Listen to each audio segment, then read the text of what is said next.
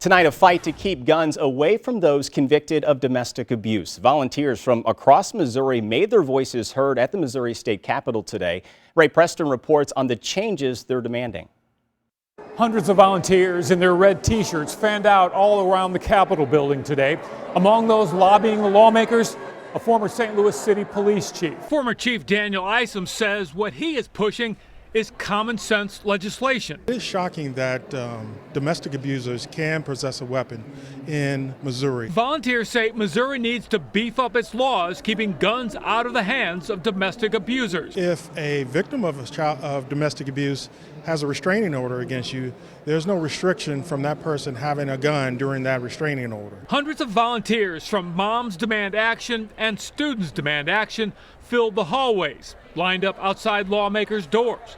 Several met with State Rep Bob Burns from South St. Louis County. And I told them keep their chin up because it's never easy. If it's easy, everybody be doing what they're doing.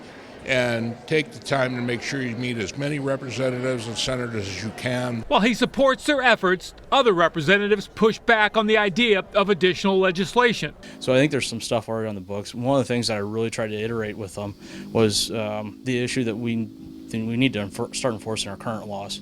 In St. Louis alone, the Circuit Attorney's Office has really dropped the ball. A lot of the people who believe in the Second Amendment want to push back, but no one wants to take away, I certainly don't, legal weapons. While there are those who would argue that Missouri desperately needs new laws, there are those on the other side of the issue who argue just as passionately that there are adequate laws in place.